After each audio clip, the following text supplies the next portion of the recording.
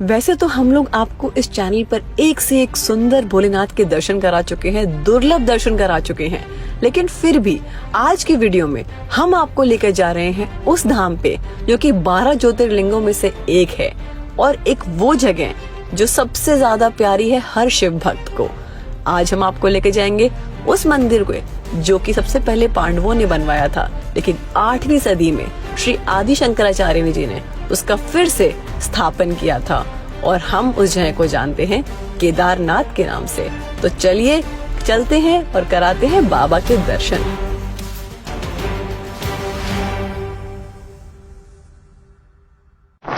और यहाँ लगातार ओले गिरते हुए, तो चलिए आपको भोलेनाथ के दर्शन कराते हैं। हर हर महादेव। हर हर महादेव। स्वागत है आपका हमारे चैनल पे। जो लोग दिवाली पे केदारनाथ जाने का प्लान कर रहे हैं या फिर साल में कभी भी केदारनाथ धाम जाना चाह रहे हैं, उन लोगों के लिए वीडियो सबसे ज्यादा यूजफुल होने वाली है। आप लोगों को बता दें कि केदारनाथ सीरीज की दूसरी वीडियो है। पहली वीडियो में हम आप लोगों को लेके गए दिल्ली से गुप्त काशी। हमने आपको दर्शन करवाए विश्वनाथ मंदिर के और अर्धनारीश्वर रूप में श्री भोलेनाथ के।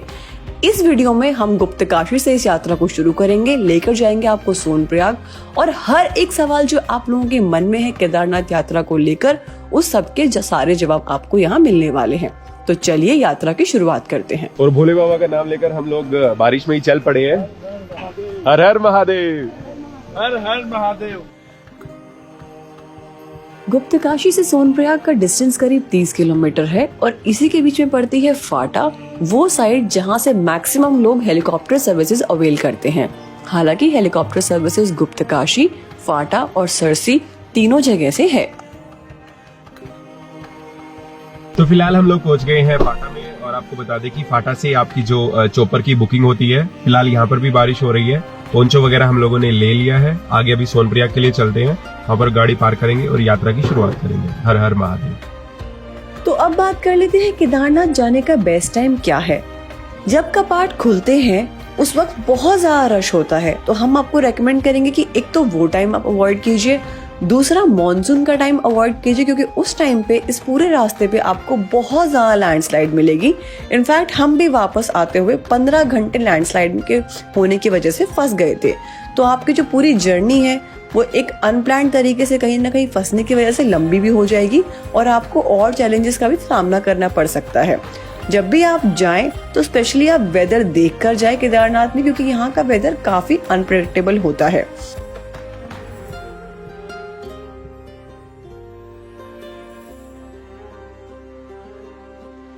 सो गाइस, हम लोग फाइनली पहुंच चुके हैं सोनप्रयाग और गाड़ी जो है हमने जो पार्किंग नंबर 1 है वहां पर लगा दी है, क्योंकि हमें आइडिया नहीं था जो पार्किंग नंबर 2 है वो शायद फुल होगी, क्योंकि बहुत सारी जो व्हीकल्स हैं वो वापस आ रहे थे। बारिश झमाझम हो रही है और भोले का नाम लेके अब हम अपनी यात्रा को शुरू कर रहे हैं। और आप लोग इस यात्रा में पूजा जी को मिस कर रहे होंगे जैसे हम भी कर रहे हैं। तो चलिए, उनको कुछ काम था तो इस वजह से वो आ नहीं पाए, तो उनके बिहाफ पे और आपके बिहाफ पे हम दर्शन कराते हैं आपको भोलेनाथ जी के। हर हर महादेव। और ये है मंदाकिनी रिवर।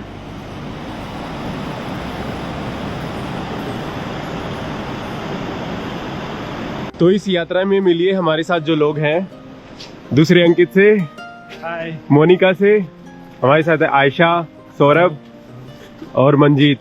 और ये है पार्किंग नंबर 1 सोनप्रयाग में, जहाँ पे आप अपनी गाड़ी लगा सकते हैं। हमने भी हालांकि यहीं पर लगाई है, लेकिन अभी मैंने पुलिस वालों से बात की तो उन्होंने बताया कि पार्किंग नंबर 2 है, वहाँ पर भी स्पेस अवेलेबल है, तो आप अकॉर्डिंगली लगा सकते हैं आपको जहाँ पर लगानी है।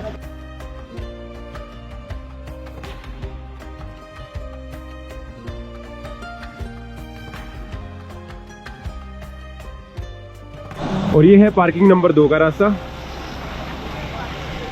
पार्किंग नंबर 2 के सामने ही आपको यहाँ पे क्लॉक रूम्स भी मिल जाएंगे, तो अगर आप कोई एक्स्ट्रा सामान वगैरह लेकर आ रहे हैं तो यहाँ पे क्लॉक रूम में जमा करवा सकते हैं। तो अभी हम लोग आगे अपना सफर जारी कर रहे हैं गौरीकुंड के लिए। पार्किंग नंबर 1 निःशुल्क है और पार्किंग नंबर 2 में आपको 24 घंटे के हिसाब से एक पर्टिकुलर अमाउंट देना पड़ता है। तो बात कर लेते हैं यात्रा के लिए परमिट के बारे में। तो आपको बता दें कि फिलहाल जो है वो आपको परमिट नहीं चाहिए।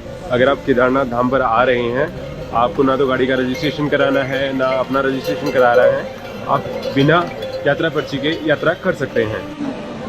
सो ये सारा सोनप्रयाग है। यहाँ पर आपको होटल्स भी मिल जाएंगे 700 से 800 के रेट में। और अगर आपको बता दें कि अगर यात्रा की पर्ची कभी अनिवार्य कर दी जाती है तो आपको वो यहाँ पर चेक करानी होती है। आपको बता दें कि जिस वक्त हमने अपनी यात्रा की उस वक्त मौसम विभाग ने केदारनाथ में भारी बारिश और स्नोफॉल की चेतावनी दे रखी थी।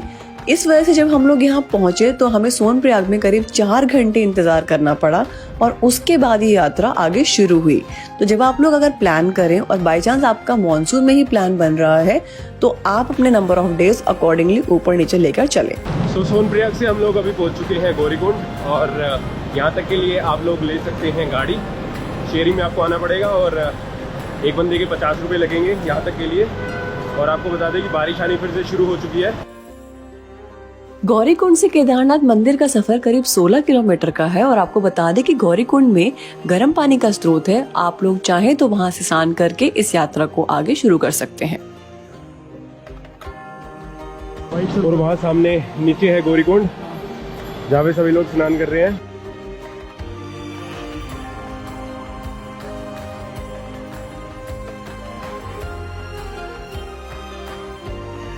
तो बात कर लेते हैं स्टे ऑप्शंस की। तो अगर फर्स्ट डे को आप दिल्ली से आ रहे हैं तो आप या तो गुप्त काशी में स्टे कर सकते हैं जैसे हम लोगों ने किया था। लेकिन अगर आप थोड़ा आगे आना चाहते हैं तो आप सोनप्रयाग भी रुक सकते हैं या फिर आप अगर गौरीकुंड आना चाहते हैं तो वहाँ पर भी आप स्टे कर सकते हैं। यहाँ पर सोनप्रयाग में जो है आपको होटल रूम है वो 2000 से 2500 में इजीली मिल जाएगा, जो थोड़ा ठीक ठाक होगा।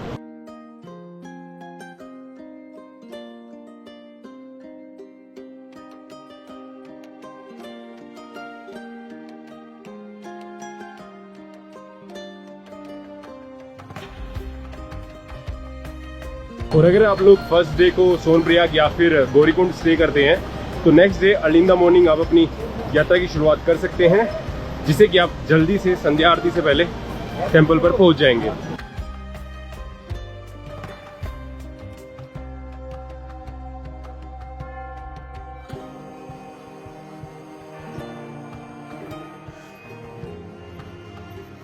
और ये मेरा थर्ड टाइम है जब मैं यहाँ केदारनाथ आ रहा हूँ। और अब बात कर लेते हैं यहाँ पे आने की बेस्ट टाइम की। तो बेस्ट टाइम तो अगर मैं आपको सजेस्ट करूँ तो आप जब यात्रा शुरू हुए तब ना आए, और मॉनसून के टाइम में तो बिल्कुल ही अवॉइड करें। हालांकि अब की बार जो यात्रा है ये मैं सितंबर माह में कर रहा हूँ और इस टाइम भी मॉनसून जो है वो अपनी पीक पर है। तो आप जब भी यहाँ पर आए तो वेदर को देख कर आए। हालांकि मॉनसून्स में आना बहुत ट्रिकी होता है, लेकिन एट द सेम टाइम सच्चाई तो यह है कि जो वाटरफॉल्स का व्यू होता है वो मॉनसून में बहुत ही खूबसूरत हो रखा होता है। और केदारनाथ में भी यही हाल है। बारिश के टाइम पे काफी ग्रीनरी और काफी वाटर पैचेस आपको मिलेंगे। और हमने अपनी यात्रा की शुरुआत जो है वो गौरीकुंड से करीब 2:30 बजे की। वो इसलिए क्योंकि 10 बजे हम लोग यहाँ पर पहुँच गए थे और उसके बाद अनाउंसमेंट होती है यात्रा जो है आज के लिए स्थगित कर दी गई है, क्योंकि ऊपर बहुत ज़्यादा बारिश हो रही है और लैंडस्लाइड हो रही है। तो हमने भी हिम्मत नहीं आ रही, 4 घंटे तक हम लोगों ने वेट किया और उसके बाद फाइनली अब हम बाबा के दर्शन करने जा रहे हैं।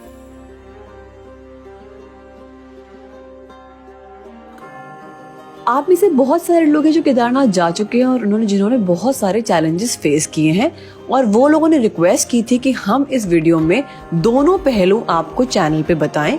तो हमारी पूरी कोशिश रहेगी कि जो रियल चैलेंजेस हैं, जो गवर्नमेंट की तरफ से फैसिलिटीज नहीं है, जो थोड़ी बहुत ऊपर नीचे चीजें हो रखी हैं, वो हम आपको पूरी वीडियो में बताते चलेंगे।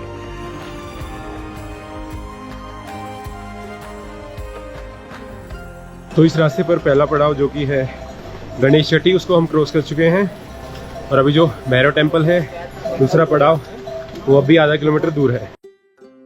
तो अगर सबसे पहले बात करें खाने पीने की व्यवस्था के बारे में, तो आपको दुकानें नीचे से लेके ऊपर तक सब जगह मिलेंगी। लेकिन जैसे जैसे आप ऊपर जाते जाएंगे कॉस्ट खाने की सामान की बहुत महंगी होती जाएंगी। तो आप अपनी प्रायोरिटी लेके चलिए। अगर आप लोगों के लिए बजट एक इशू है तो आप अपना खाने पीने का सामान नीचे से लेके चलिए, लेकिन अगर आप लोगों को लगता है कि आप इतना सामान कैरी करके ऊपर नहीं चल पाएंगे तो जब आपको रिक्वायरमेंट हो उसी समय आपको उस शॉप से सामान लेना पड़ेगा, लेकिन उस वक्त आपको कॉस्ट का अंदाजा खुद रखना पड़ेगा। और हम इस रास्ते पर अपने दूसरे पड़ाव जो कि भैरव मंदिर, जो कि चीर भाषा में पड़ता है, वहां पहुंच गए हैं। जैसे जैसे हम लोग इस यात्रा में आगे बढ़ रहे थे, नज़ारे और भी खूबसूरत हो रहे थे। बारिश हो रही थी, सामने बादल थे और झरने हमारे साथ चल रहे थे। और अब बात कर लेते हैं कि आप इस यात्रा को कैसे कर सकते हैं। देखिए, यात्रा का मज़ा तो मैं कहूँ तो पैदल करने में ही है, लेकिन किसी कारणवश अगर आप पैदल नहीं चल पा सकते तो आप खच्चर कर सकते हैं। और आपके हेलीपैड तक जो खच्चर के पैसे हैं वो 2500 रुपये लगेंगे। और हमारे साथ जो सौरभ और उनकी वाइफ आयशा थी, उन्होंने चॉपर किया है। वन साइड ट्रिप के उन्हें 4700 समथिंग पे करना पड़ा है। अदरवाइज़ आप पालकी भी कर सकते हैं अगर आपको मंदिर तक पहुंचना है तो। देखिए, चैनल के माध्यम से हम आपसे एक रिक्वेस्ट करना चाहेंगे। जब हम लोग यात्रा कर रहे थे तो 2-3 चीज़ें हमने नोटिस की। सबसे पहले तो कि आप लोगों ने देखा होगा, काफ़ी वीडियो वायरल हुई थी सोशल मीडियाज़ पे जहाँ पे एनिमल क्रुएल्टी हो रही थी। खच्चरों के साथ, घोड़ों के साथ काफ़ी ज़्यादा मारपीट हो रही थी। वो थक रख जाते हैं, लेकिन उन पे पैसे कमाने का इतना प्रेशर होता है कि वो उनसे एक ही दिन में काफ़ी चक्कर लगाने की कोशिश करते हैं। तो सबसे पहले तो ये कि अगर आप जवान हैं तो कोशिश कीजिए कि जितना हो सके धीरे ही सही, लेकिन यात्रा पैदल कीजिए। यात्रा का असली मजा एक्चुअली में दर्शन करने का पैदल में ही है। लेकिन किसी हेल्थ इशू की वजह से या फिर यात्रा में आ जाने के बाद आप लोग नहीं कर पा रहे हैं तो खच्चर और घोड़ा अवश्य ले सकते हैं। दूसरा, हम लोगों ने नोटिस किया कि काफी बूढ़े लोग तो फिर भी पैदल चल रहे थे, लेकिन यंग लोग बहुत जल्दी घोड़े और खच्चर का इस्तेमाल कर रहे थे।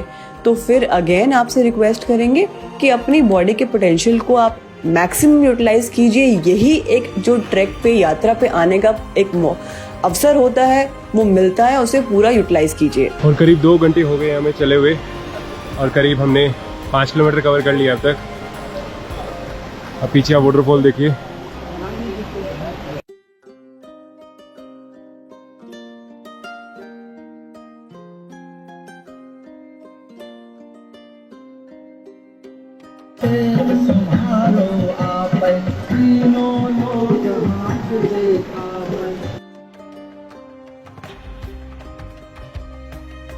तो ये देखिए आप, सभी वर्गों के लोग आए हुए हैं यहाँ पर।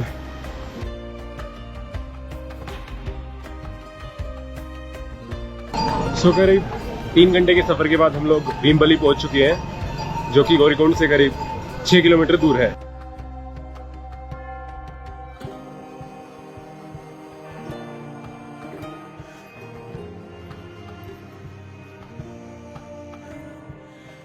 और भीमबली से जो रास्ते हैं वो 2 हो जाते हैं। एक रास्ता जो खच्चरों के लिए बना हुआ है, यहाँ से होकर बाहर जाता है, और जो दूसरे वाला जो रास्ता है वो ये रास्ता है जिस पर अभी हम जा रहे हैं।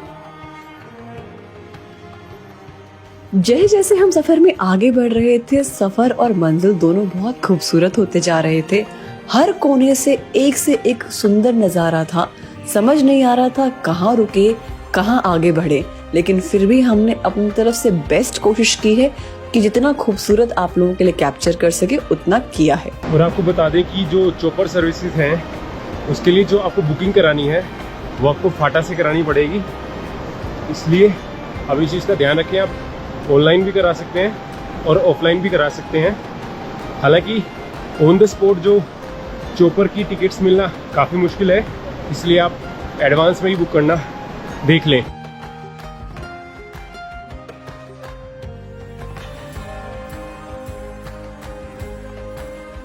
शाम के 6 बज चुके हैं और करीब 3.5 घंटे की यात्रा के बाद हमने 8 किलोमीटर कवर कर लिया है और 8 किलोमीटर अब भी बाकी है।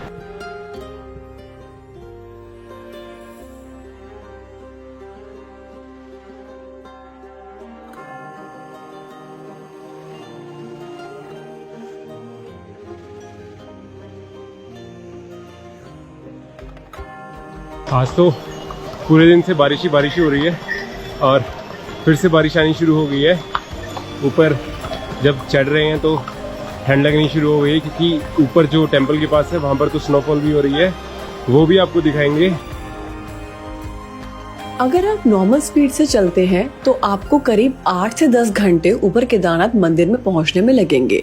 इस टाइम में हो सकता है कि रात हो जाए, लेकिन घबराइए मत, आप लोगों के साथ और भी लोग होंगे और लाइट का अच्छा प्रबंधन है। और मंदिर से जो अब दूरी बची हुई है वो करीब 1.5 किलोमीटर है और टाइम 8:30 बज चुके हैं। लास्ट 6 घंटे से चल रहे हैं, तो बस आखिरी के 20 मिनट और आखिरकार 6.5 घंटे के सफर के बाद फाइनली केदारनाथ पहुंच गए हैं। तो चलिए यार देरी के बगैर आपको दर्शन कराते हैं।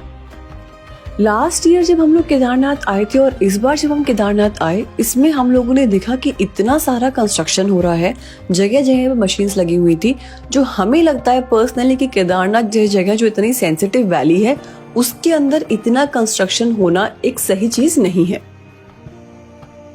एक बात का आप लोग ध्यान रखें कि आप किसी भी मौसम में केदारनाथ आ रहे हैं, आपको अपने साथ वार्म कपड़े जरूर लाने हैं, क्योंकि ऊपर मंदिर पर जब आप पहुंचेंगे वहां पे मौसम हमेशा ठंडा होता है। जब हम लोग ऊपर पहुंचे तो मंदिर के पीछे पीक्स पे काफी ज्यादा स्नोफॉल हुई थी, जिसकी वजह से बर्फीली हवाएं चल रही थी। हेलो गाइस, हर हर महादेव। आज हमारी ट्रिप का है तीसरा दिन और 15 दिनों के बाद फाइनली केदारनाथ में धूप खिलकर आई है। और कल रात को हम लोग करीब 9 बजे के अराउंड यहाँ पर पहुँच गए थे और हम लोगों ने स्टे किया हुआ था मारवाड़ हाउस, ये पीछे है। तो अभी फिलहाल हम लोग जा रहे हैं दर्शन करने, आपको भी दर्शन कराएंगे, ऊपर भैरव के दर्शन करेंगे और आपको सारी चीजें दिखाते हैं। तो चलिए चलते हैं। आपको बता दें कि मंदिर 2 हिस्सों में विभाजित है। पहले कपाट के बाद आता है गर्भगृह, जहाँ पे महादेव जी के पृष्ठ रूप में दर्शन किए जाते हैं। इस वक्त गर्भगृह के दर्शन बंद थे, तो आप लोग पहले कपाट से ही दर्शन कर पा रहे थे। अगर आप लोगों को अच्छे दर्शन चाहिए तो हम आपको रेकमेंड करेंगे कि आप जितना जल्दी हो सके उतना जल्दी सुबह लाइन में लग जाइए, क्योंकि जैसे दिन बढ़ता जाता है उतनी ही लंबी लाइन बढ़ती जाती है और आपको वेटिंग काफी लंबी करनी पड़ सकती है। और यही वो शिला है, जब बाढ़ आई थी तो इस शिला ने ही मंदिर को बचाया था।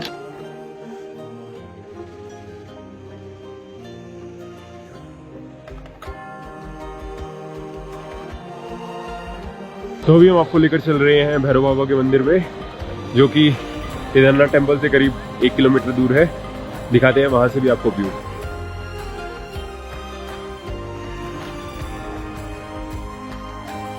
वहां सामने है भैरव बाबा का मंदिर।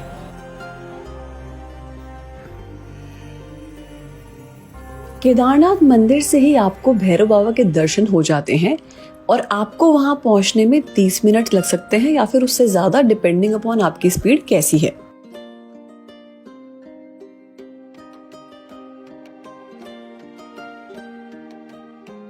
और भैरव बाबा के रास्ते पर आप भंडारे का भी लुत्फ उठा सकते हैं। यहाँ पर भंडारा लगा हुआ है। अगर आप लोग नॉन ट्रैकर हैं और रेगुलरली पहाड़ों में नहीं विजिट करते हैं, तो आपको बता दें कि लास्ट के जो 6 to 7 किलोमीटर्स हैं वो डिफिकल्टी लेवल में थोड़े ज्यादा पड़ेंगे आपको, और मंदिर के बाद जो भैरव बाबा की चढ़ाई है वो भी काफी स्टीप है।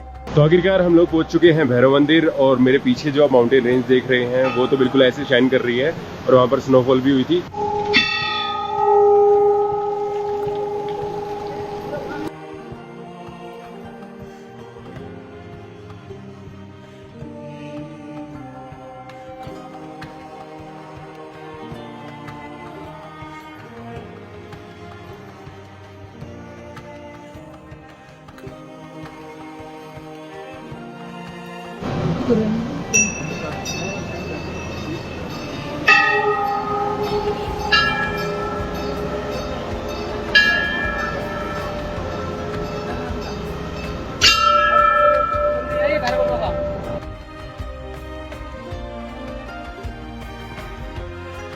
तो अगर आप केदारनाथ आ रहे हैं तो आप और क्या क्या यहाँ देख सकते हैं उसके बारे में बता देते हैं आपको। केदारनाथ मंदिर के अलावा आप आदि शंकराचार्य जी की समाधि, जिसका अभी रिसेंटली उद्घाटन किया था मोदी जी ने, उसको देख सकते हैं। उसके अलावा पास में जो भैरवनाथ जी का मंदिर है उसको देख सकते हैं। पास में एक मेडिटेशन केव है, वहां जा सकते हैं। और सबसे ज्यादा मुश्किल और दुर्गम लेकिन उतना ही खूबसूरत बासुकी ताल, जो कि केदारनाथ मंदिर से भी करीब 7 किलोमीटर आगे का ट्रैक है। अगर आप में क्षमता बचती है, हिम्मत है और आपके पास टाइम और है तो आप उसको डेफिनेटली कवर कीजिए, वो बहुत ही खूबसूरत है।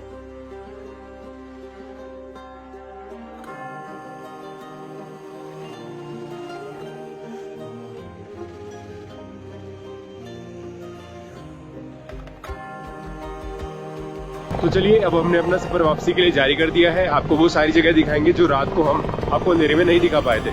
तो अगर आप लोगों को हेलीपैड के पास कैंपिंग करनी है तो आप यहाँ पर कर सकते हैं। यहाँ पर ये आपको 500 से 600 रुपीज में हो जाएगी विदाउट फूड।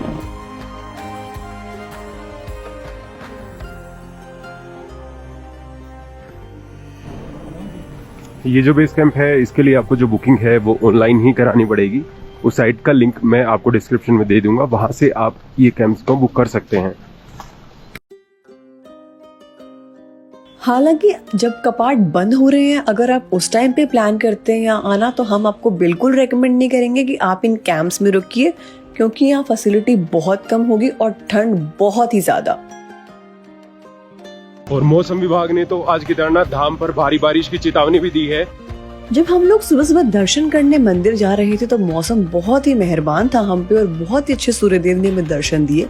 लेकिन जैसे ही हम नीचे आए 3.5 किलोमीटर दूर मंदिर से, तभी मौसम ने अचानक से करवट ली और अब जो हुआ वो आप खुद ही देखिए। और फिर से झमाझम बारिश आनी शुरू हो गई है।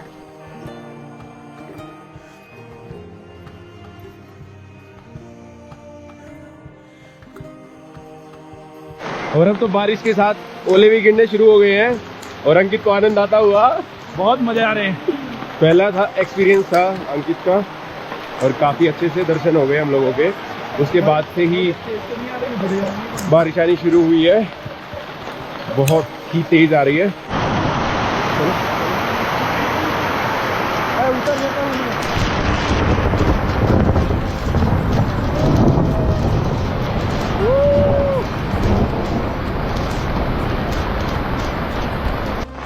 और यहाँ लगातार ओले गिरते हुए बहुत ही जोर से बारिश भी हो रही है और ओले भी गिर रहे हैं। मौसम आप देख ही सकते हैं।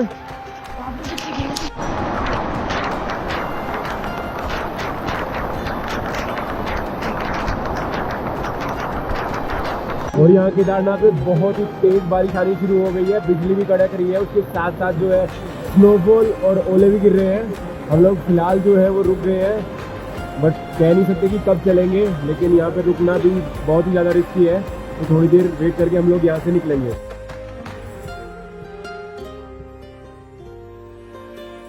हमने कुछ देर वेट किया और मौसम को नॉर्मल होने का इंतजार किया, लेकिन ऊपर काफी ज्यादा मौसम खराब हो गया था और बहुत ज्यादा स्नोफॉल चालू हो गई थी। और वहाँ सामने सोनप्रयाग में भी मौसम खराब हो चुका है, जैसे कि आप देख ही सकते हैं कितने काले काले बादल आ चुके हैं। इस यात्रा पर हमें काफ़ी लोग मिले हैं जो मुझे और पूजा को जानते हैं, तो काफ़ी अच्छा भी लग रहा है उनसे मिलकर। बाबा की कृपा से हमारे बहुत अच्छे दर्शन हुए और यात्रा अच्छे से संपन्न हुई। अगली वीडियो के लिए एक्साइटमेंट बरकरार रखें, क्योंकि बहुत ही इंटरेस्टिंग जगह लेके जा रहे हैं आपको। बाबा के एक बहुत ही अच्छे धाम के दर्शन कराएंगे। तब तक के लिए बने रहिए और वीडियो देखते रहिए। हर हर महादेव। तो चलिए, फाइनली हम लोग पहुंच चुके हैं गौरीकुंड। यहाँ पे हमने स्नान कर लिया है। अब अपनी जो सफ़र है हम शुरू कर रहे हैं हरियाणा के लिए। अगली वीडियो में मिलेंगे आपसे और अच्छी जगह दिखाएंगे। हर हर महादेव।